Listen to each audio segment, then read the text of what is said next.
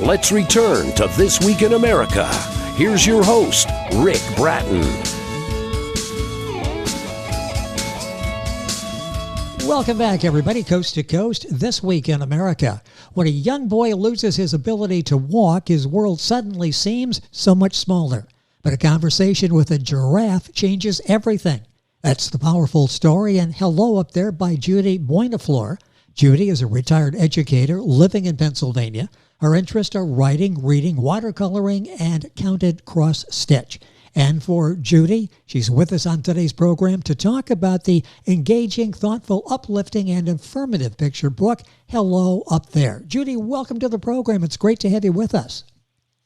Thank you, Rick. I appreciate you having me on. What a wonderful job that you've done with this book on so many levels that we'll have a chance to talk about that during the course of the conversation today. But where did the inspiration come to write this book, Hello Up There?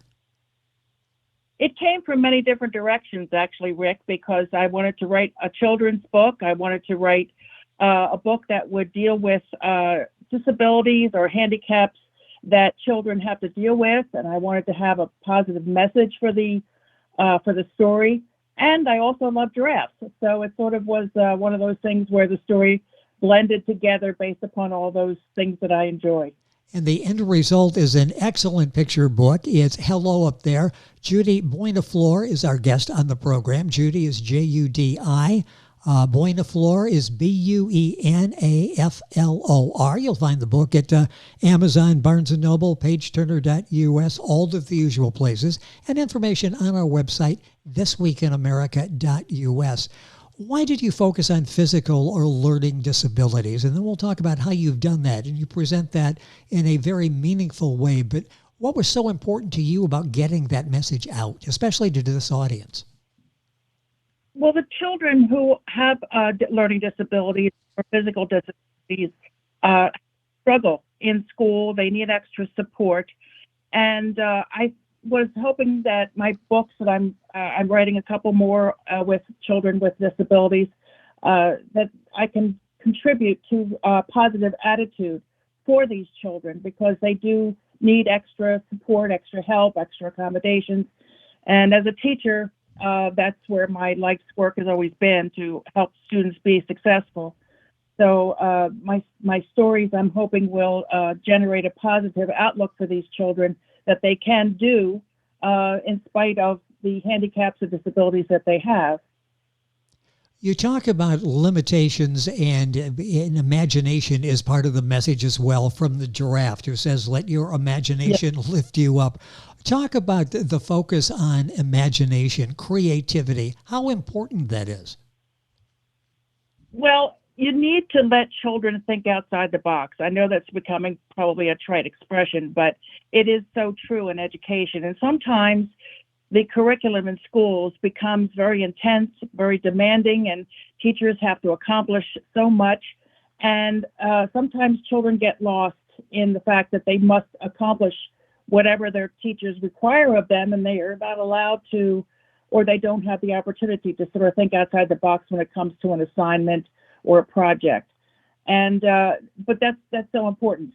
Children need to be allowed to be creative. They need to be able to use their imagination, because after all, that's where great ideas come from. And so we really can't stifle that part of a child's education.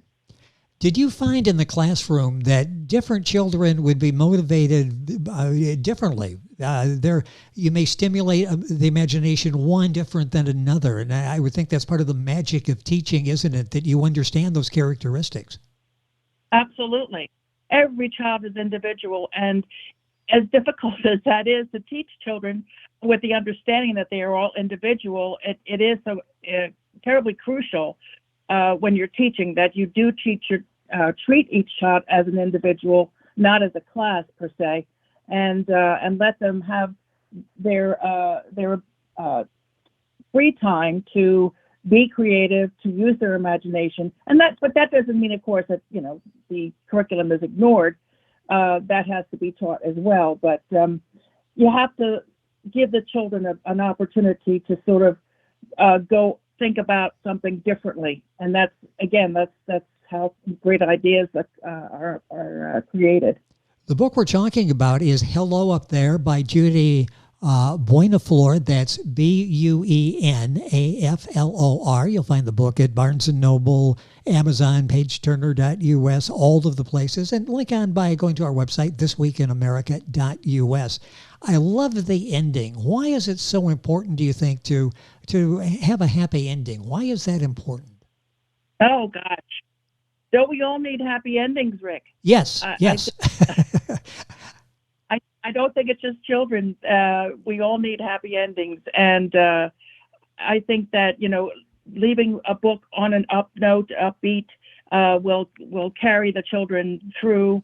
And the message that is in the book hopefully will resonate because the ending was so positive. Where did you get the idea of telling the story through a giraffe? Where did that come from? I honestly don't know that I can articulate it because it's a matter of things sort of falling together when I was coming up with the story. I wanted to talk about this story where a child is encouraged to use his creativity and imagination. And I wanted an animal to be very much a part of the story. And I guess sort of things gelled when I was thinking about it. Giraffe could see everything, and this little boy was stuck in a chair, and his vision or visual world was cut in half. So, the idea sort of gelled that way. Talk about Jimmy. I love the character and what he learns from the visit to the zoo and being there with a giraffe. Jimmy is a great character. Thank you. He's a little boy who has lost much due to his accident, and he's got to cope with it. And that's what I mean when children have these disabilities or they're having handicaps, they sometimes can feel like second-class citizens, like they have the gifts of everybody else, when in fact, they may have even more gifts or different gifts. And he just is newly confined to a wheelchair, so he's a little down in the mouth about his whole situation, but he remembers about a giraffe and knows about giraffes. He knows that they can see everything because they're so tall. And he just needs to see them. He needs to have that visual contact with them. And that's why he was bugging his mother to take him to a zoo and to go see them first. And of course, she's a little confused, but, she graciously takes him. And when he says hello up there to the giraffe, she really starts laughing. It's why would he even talk to an animal?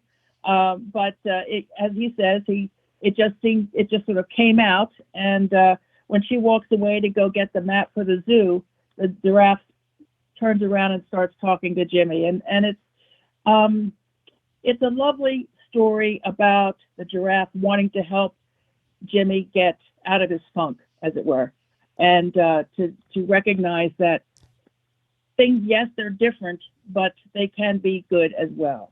And that's what I was hoping. Hello Up There is the name of the book by Judi Buenaflor. The book available wherever books are sold. We'll give you all that as we go through the program. It's interesting. You've got this heartfelt, uplifting message. At the same time, it's entertaining and with warm illustrations. Let's talk about that combination of an uplifting message and entertaining. Sometimes authors choose one or the other. You've got both, and I assume a lot of that comes from your experience in the classroom, how you can say something powerful, a message that needs to be said, but doing it in a way that's entertaining that will resonate with the child. Right. And the visual makes a big difference too. I had Carol Kelly, who is the illustrator, is a very good friend of mine, and we worked beautifully together with this story. The students learn in many different ways. Some of them are visual learners, some are auditory learners, some are kinesthetic learners. And so, in this book, the story and the message can be learned through hearing about it, but also can be learned through seeing. And the actions of Jimmy and the giraffe. So it sort of touches on all three levels of learning that children go through or can go through.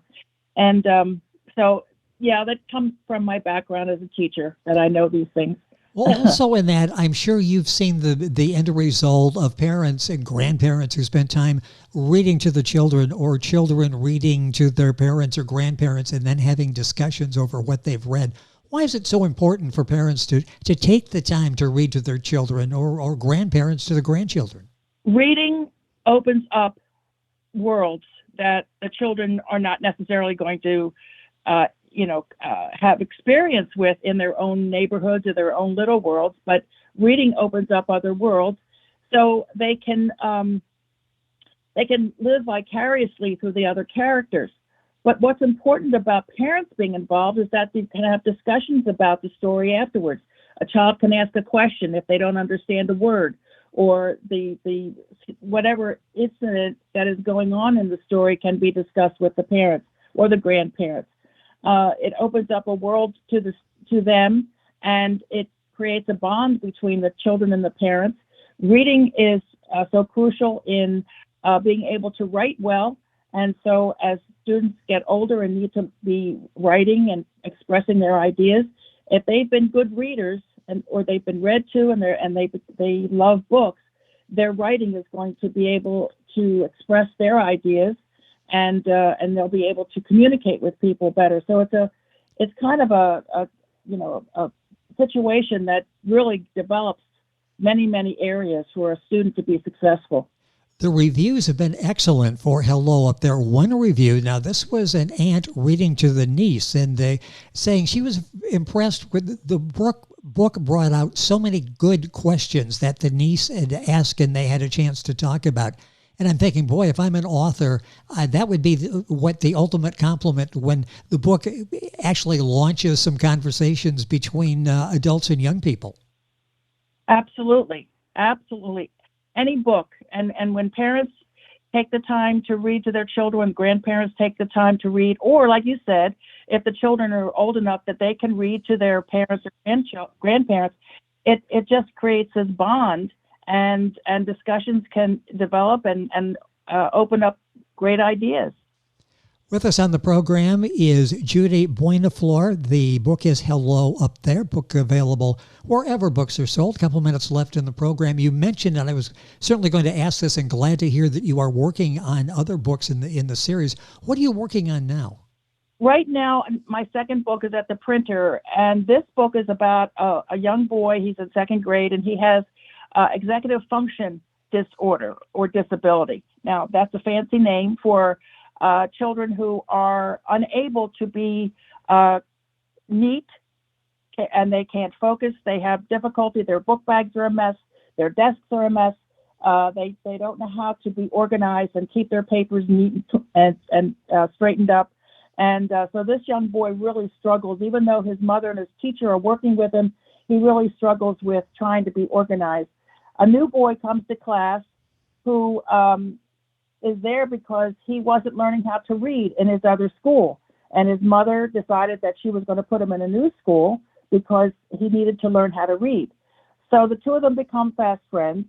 The young boy with the executive function disability reads at the sixth grade level. So he is loving the fact that he can introduce books that he loves to his new friend. And his new friend is helping him get organized and making sure that his book bag is together for the end of the day, or making sure that he's got all his folders together. So they work together, and the book is called We Got This. So that's my next book, and it's going to be coming out shortly.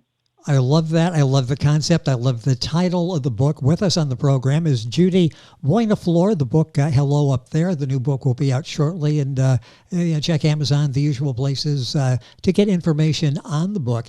Talk about the power of reading with these young people. I keep coming back to that, but this is such, and I remember back in my school days, my memory goes back many decades, with my children as well, how reading was so important to them. It was their escape. They could do this on their timetable. They could use their imagination, their curiosity in reading. How important is reading to a development of a child?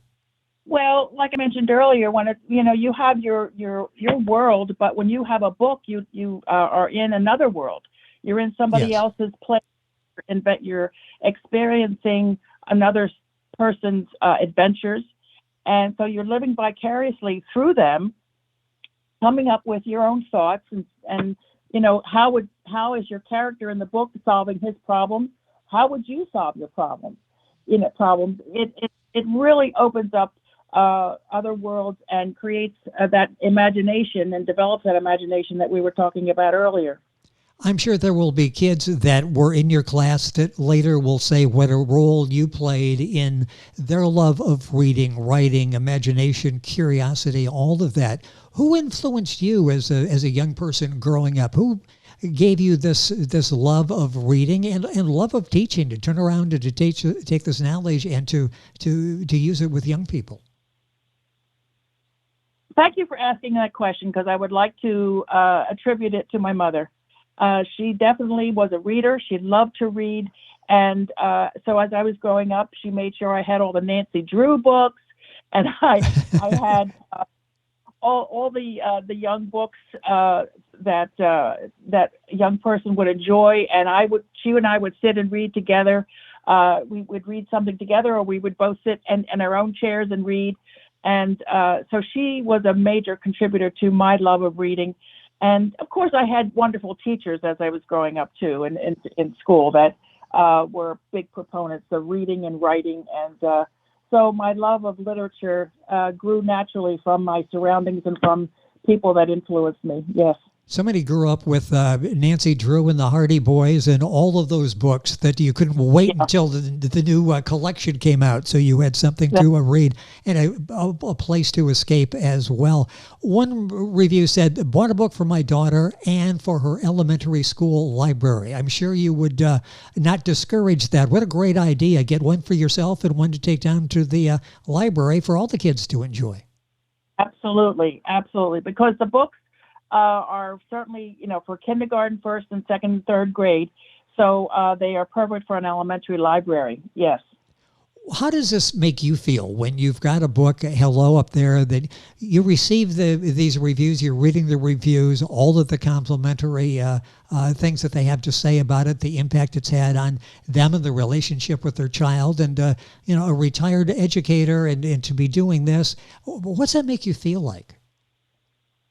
Well, it certainly is a wonderful feeling, Rick, because I had hoped that I would have created a book that would have a good message and be well received, and it has been. And so as a result, I'm very pleased with what has happened with Hello Up There.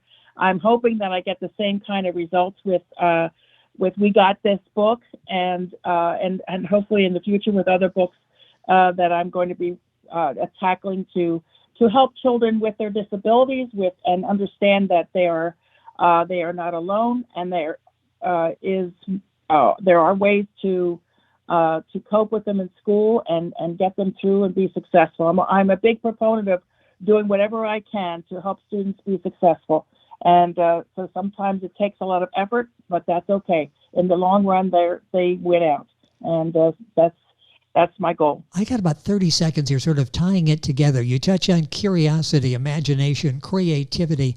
How important is that in a child's development? Well, that's very important, because if it's stifled, then they're always going to feel as though they're wrong if they try something different. Yes. And that is, I remember a story about a little child who was coloring trees with a black crayon. And the teacher walked over and said, "Oh, no, trees aren't black, they're green." Well, that made the child think that they were wrong, instead of, just letting them color the tree black. That's okay. That's what they were doing. That's the kind of creativity, and that's the kind of, that's kind of freedom that you have to give children, to let them think out of the box, and that creativity is what's going to let them be not afraid to try something new. Judi, the time has gone by too quickly. This has been fun, and hopefully we can do it again when the new book comes out. Excellent job with Hello Up There. The book is available at Barnes & Noble, pageturner.us, Amazon. Link on by going to our website, thisweekinamerica.us. Judi, thank you so much for being with us on the program. Really enjoyed our conversation. Thank you. Thank you. It has been our pleasure. And the book available, again, wherever books are sold. The book is Hello Up There. Judi Buenaflor. Judi is Judi. Buenaflor is Buenaflor. And, of course, all the information on our website. You're listening to This Week in America, and we're back on today's program right after these messages. This Week in America is online. You can visit our website, thisweekinamerica.us. Scott Pinkerton, associate producer of This Week in America. Jay Anderson, segment producer. Ben Watson, webmaster. Otto Bechet, director of engineering and TV production. This Week in America produced and is a trademark of Blue Funk Broadcasting, LLC. For information on all of our guests and to listen to this week's show, our website again at thisweekinamerica.us. And I'm Sean Bratton, executive producer of This Week in America.